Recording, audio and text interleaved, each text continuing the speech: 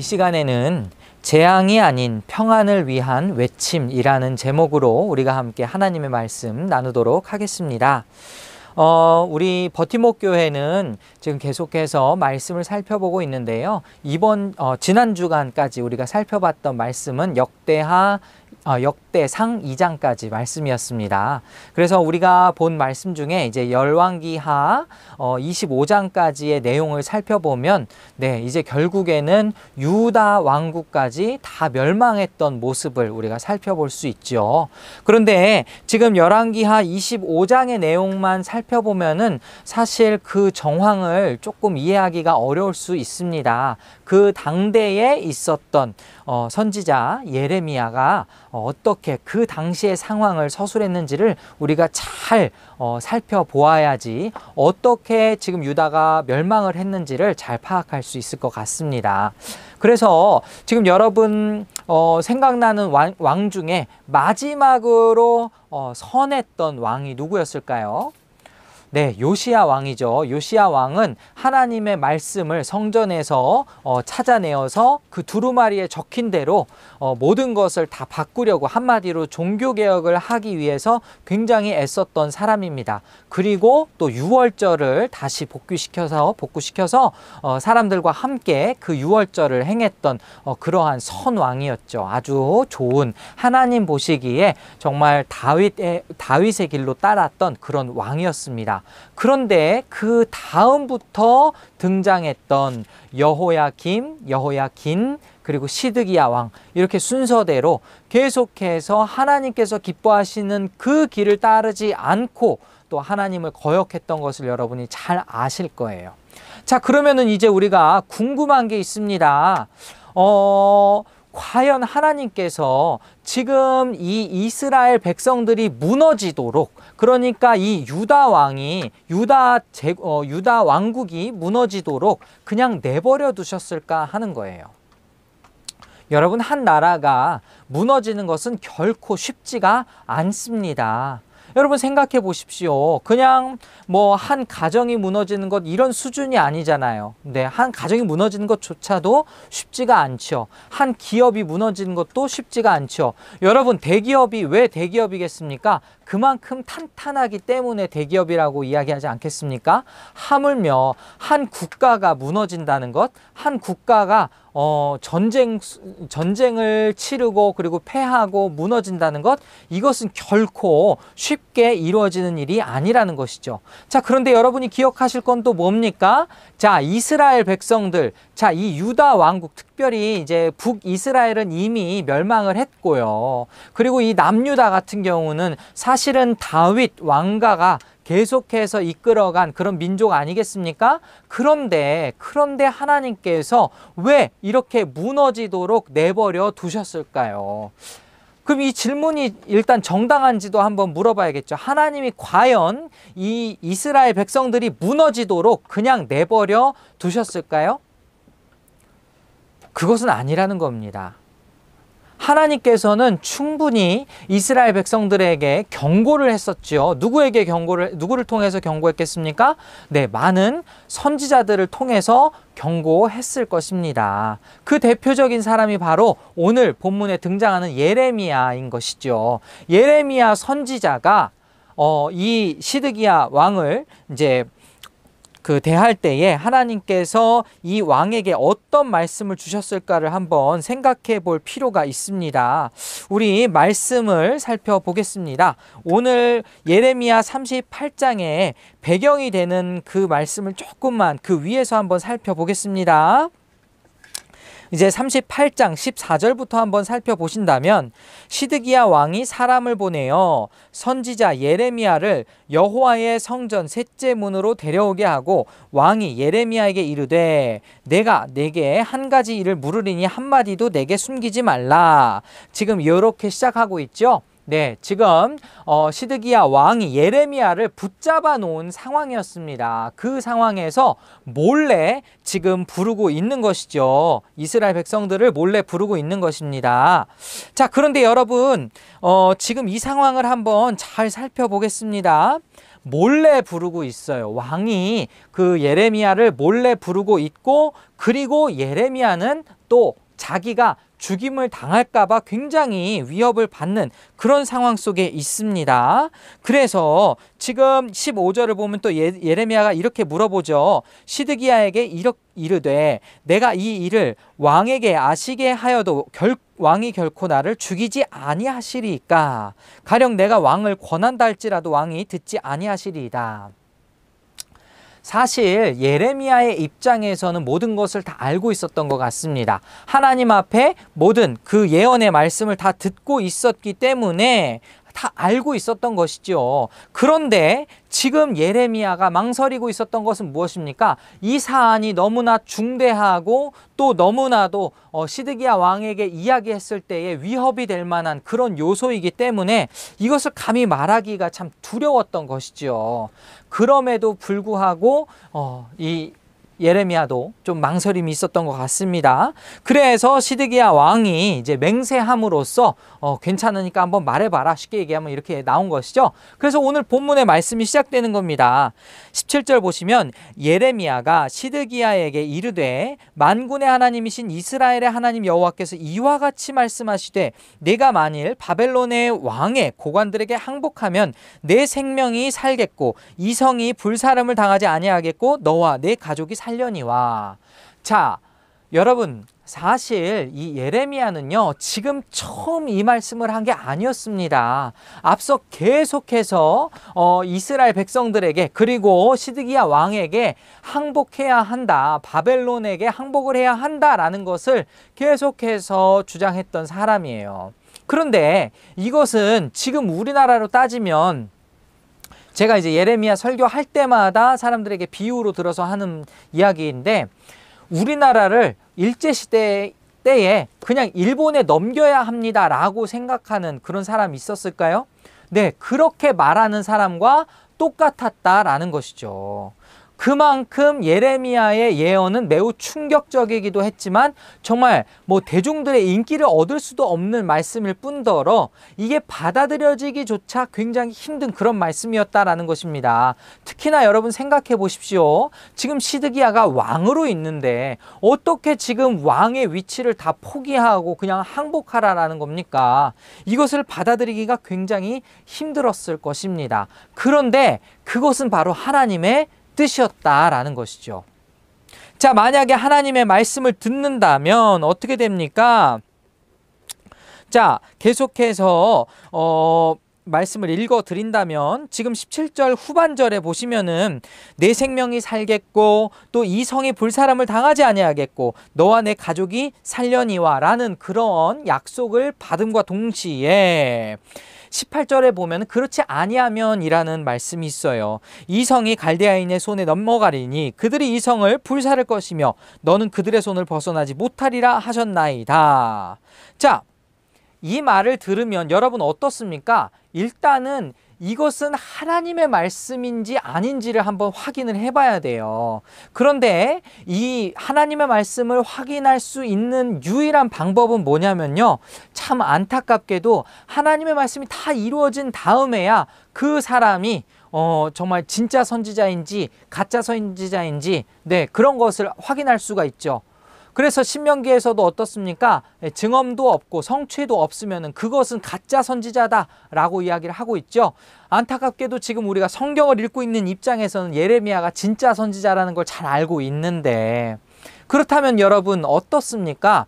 시드기야 역시, 지금 시드기야 왕 역시 지금 예레미야가 하나님의 진짜 선지자라는 걸 알았기 때문에 이렇게 따로 불러서 한 번 더 하나님의 뜻을 여쭤봤던 것 아닐까요?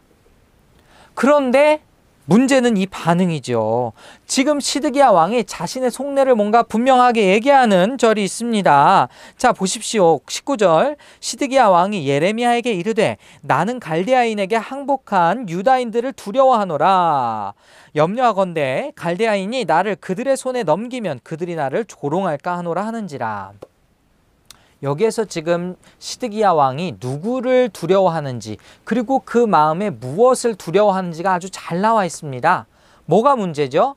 지금 시드기야 왕은 하나님을 두려워한다기보다는 사실 하나님의 존재보다는 지금 당장에 눈앞에 보이는 사람들이 훨씬 더 두려웠습니다. 특별히 그들의 어떤 반응이 더 두려웠을까요? 그들이 나를 조롱할까 봐. 어떤 사람들이요? 이미 포로로 지금 이미 항복해서 간 사람들이, 그것도 유대인들이 자기를 조롱할까 봐 그것이 두렵다라고 지금 이야기를 하고 있는 것이죠. 자, 여러분, 참 안타깝습니다. 하나님보다 사람들을 두려워하는 것, 사람들의 반응을 두려워하는 것. 여러분이라면 어떻게 선택을 하시겠습니까? 그런데 참 안타깝게도 지금 이 이야기에서 끝나는 것이 아니라 이 예레미야는 어떻게 보면 한 번의 기회를 더 줍니다. 한번 보십시오.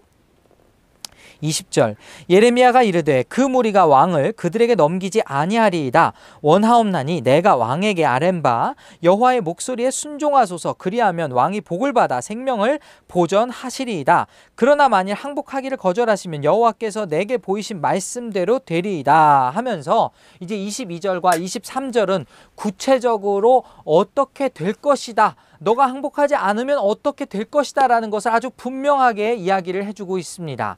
자, 그럼 이제 한번 생각을 해보시겠습니다. 여러분, 지금 분명한 것은 하나님께서 이스라엘 백성들을 다 벌하시기로 작정한 것은 어떻게 부인할 수도 없고 되돌릴 수도 없는 그런 상황인 것 같습니다.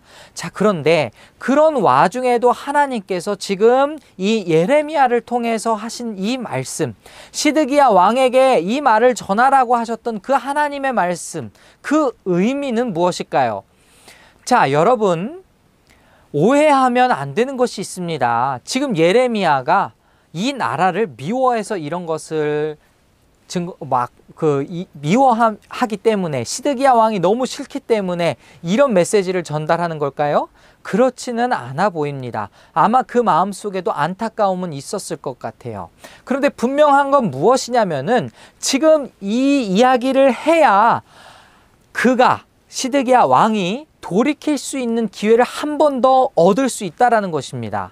여러분 생각해 보십시오. 하나님은 모든 것이 가능하신 분인데 지금 하나님이 이 백성을, 그리고 시드기야 왕조차도 그냥 한 번에 단칼에 없애고자 하셨다면은 이런 예레미야 선지자 같은 사람을 보내셨을 리가 없겠지요.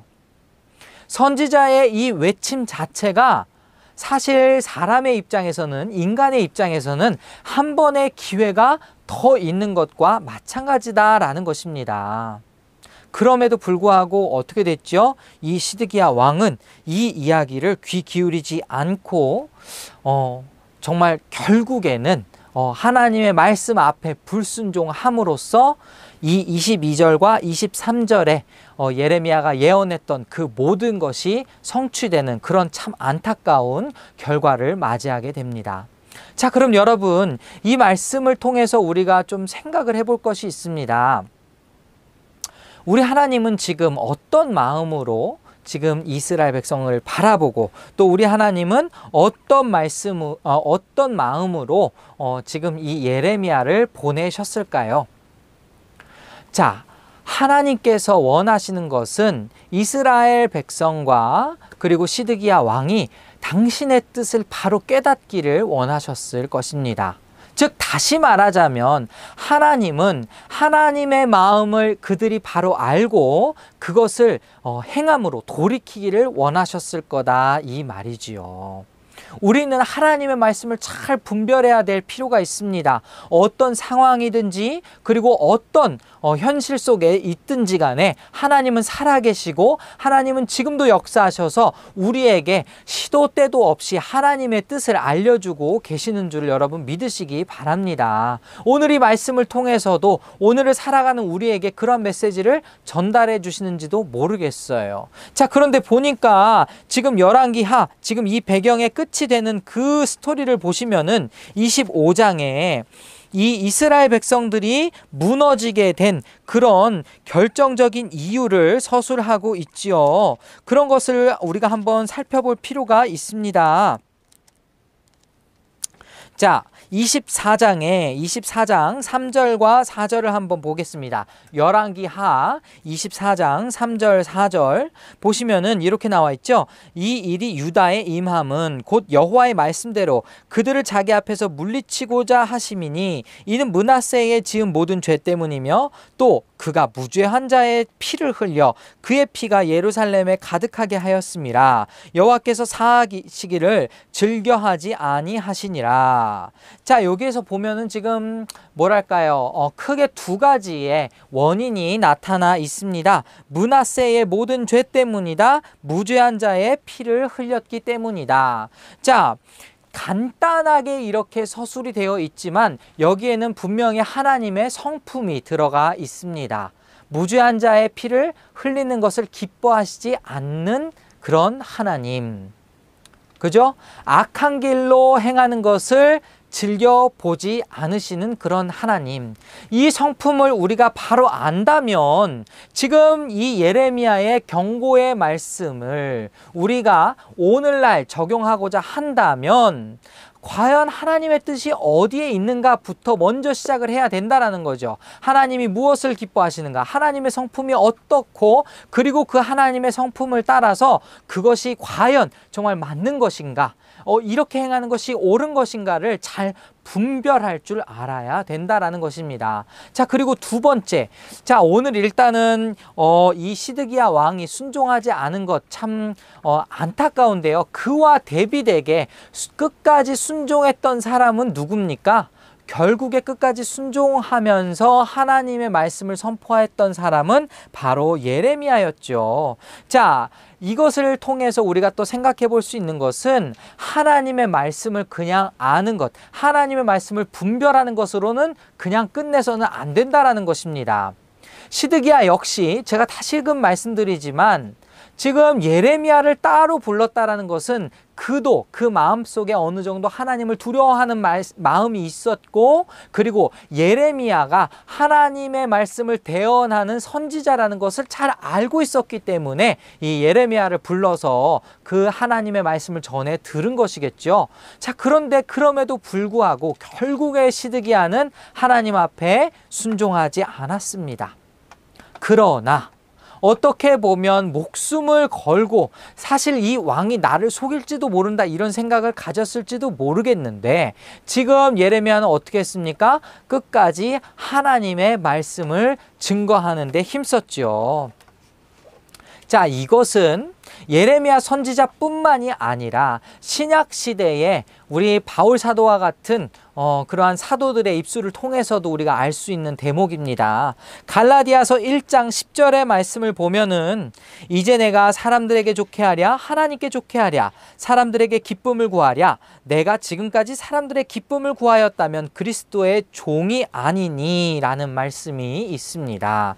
자, 여러분 똑같습니다. 우리도 하나님의 말씀을 어느 정도 분별할 줄은 안다고 생각해요. 하나님의 말씀인 성경 속에서 하나님의 성품이 너무나도 잘 드러나 있기 때문에 우리가 계속해서 하나님과 교제를 나눈다면 그리고 매일매일 하나님의 말씀을 묵상함으로 기도함으로 하나님의 성품을 바르게 깨달았다라면 자, 그렇다라면은 그 다음에 또 우리가 해야 할 일이 있겠죠.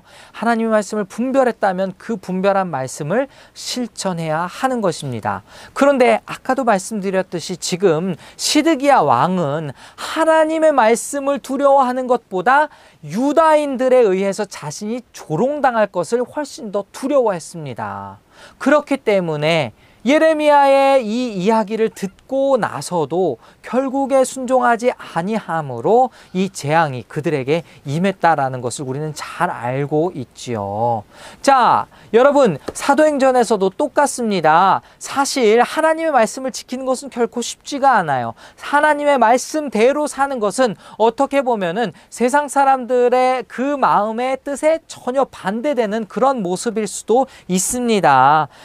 그 사도행전 5장 29절을 보면은 사도들이 굉장히 이 종교 지도자들에 의해서 굉장히 핍박을 받는 그런 상황 가운데 이런 고백을 하죠. 베드로와 사도행전 5장 29절의 말씀입니다. 베드로와 사도들이 대답하여 이르되 사람보다 하나님께 순종하는 것이 마땅하니라. 자, 여러분, 이것이 바로 진리의 말씀 아니겠습니까? 사람에게 순종하는 것이 옳겠습니까? 하나님께 순종하는 것이 옳겠습니까? 사람을 기쁘게 하는 것, 사람을 만족시키는 것이 옳겠습니까? 아니면 정말 하나님께서 우리에게 주시는 그 말씀대로 사는 것이 옳겠습니까? 물론 하나님의 말씀, 하나님의 뜻대로 사는 것에는 굉장한 어려움과 고난이 따릅니다. 여러분 생각해 보십시오. 지금도 우리가 비대면 예배를 하고 있습니다. 하지만 사실 이 자체가 어떻게 보면 굉장히 고난스럽지 않습니까? 우리가 믿지 않는 사람들이었다면 예배를 하는 그 자체가 굉장히 고난거리라는 그런 생각을 했을 리가 없지요. 그런데 여러분, 그냥 우리는 소극적으로 예배하는 사람들이 아니라 하나님의 사랑을 끊임없이, 그럼에도 불구하고 끊임없이 실천해야 하는 그런 사명을 가진 빛과 소금이 되라라는 그 말씀을 실천해야만 하는 그런 그리스도인들입니다.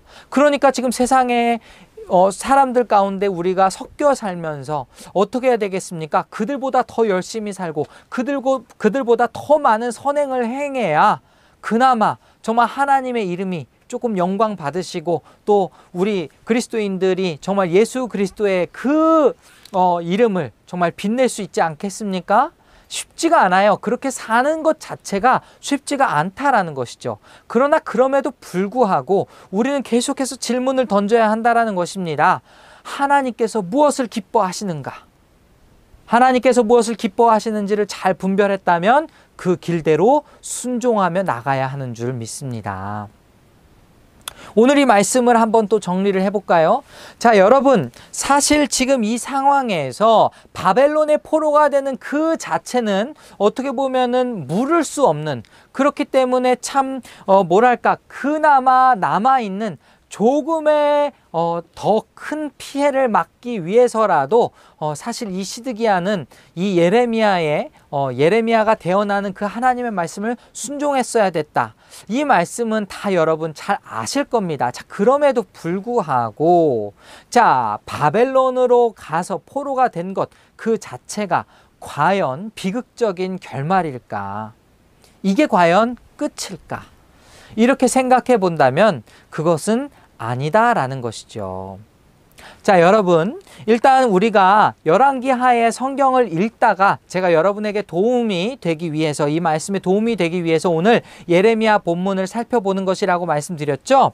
우리 그 말씀에 열왕기하 25장의 맨 끝으로 한번 가보시겠습니다. 열왕기하 25장 27절에서부터 30절까지의 말씀을 보면 유다의 왕 여호야긴이 사로잡혀간 지 37년, 곧 바벨론의 왕 에윌므로닥이 즉위한 원년 12월 그달 27일에 유다의 왕 여호야긴을 옥에서 내놓아 그 머리를 들게 하고 그에게 좋게 말하고 그의 지위를 바벨론에 그와 함께 있는 모든 왕의 지위보다 높이고 그 죄수의 의복을 벗게 하고 그의 일평생에 항상 왕의 앞에서 양식을 먹게 하였고 그가 쓸 것은 날마다 왕에게서 받는 양이 있어서 종신토로 끊이지 아니하였다. 라는 말씀으로 열왕기하가 이야기를 마치고 있습니다. 자, 그렇다면은 왜 지금 이렇게 열왕기하는 마치고 있는 걸까요? 여러분, 이때 우리가 기억해야 될 것은 바로 하나님의 약속입니다. 여러분, 다윗에게 하나님이 무엇을 약속하셨죠? 내 왕위를 견고하게 할 것이다. 그죠? 그리고 여러분, 우리가 이 역사 속 수많은 예언들 가운데에서 특별히 이사야 선지자의 예언을 한번 생각해 볼까요? 다윗에게서 한 싹이 난다. 그죠? 네. 다윗의 씨에게서 날 자가 그러한 메시아가 나타날 것이다 라는 소망의 말씀을 주셨다라는 것을 여러분 잘 아실 겁니다. 자, 그렇다면 지금 바벨론의 포로로 지금 붙잡혀가는 유다인들을 보면서 우리가 정말 절망 속에 빠질 수만은 없는 이유는 무엇일까요? 하나님께서 지금 역사의 섭리의 과정을 통해서 지금 이스라엘 백성들을 정화시키는 것이다. 우리가 이렇게 깨달을 수 있겠죠. 뿐만 아니라 하나님이 하셨던 그 약속, 지금 이 왕의 회복을 그리고 있는 이 마지막 장면은 다시금 다윗 왕조의 소망이 있음을, 하나님께서 그 약속을 잊지 않고 이루어 주실 분이시라는 것을 우리로 하여금 다시 깨닫게 하고 있습니다. 마지막으로 예레미야 선지자도 이 예언을 하고 있습니다. 29장 10절에서 11절 말씀을 보면 이렇게 나와 있죠. 여호와께서 이와 같이 말씀하시니라. 바벨론에서 70년이 차면 내가 너희를 돌보고 나의 선한 말을 너희에게 성취하여 너희를 이곳으로 돌아오게 하리라. 여호와의 말씀이니라. 너희를 향한 나의 생각을 안하니 평안이요 재앙이 아니니라. 너희에게 미래와 희망을 주려는 것이니라. 아멘. 여러분, 오늘 설교의 제목은 재앙이 아닌 평안을 위한 외침입니다. 우리가 정말 하나님의 말씀을 잘 분별했다면 그 하나님의 말씀을 또한 실천해야 할 줄 믿습니다. 여러분, 그것은요, 비록 우리 스스로를 굉장히 힘들게 할지라도, 그리고 우리 주변을 굉장히 어렵게 한다 할지라도 하나님이 기뻐하시는 일이라면 그것은 마침내 평안을 가져다주는 그러한 메시지가 되는 줄 믿습니다.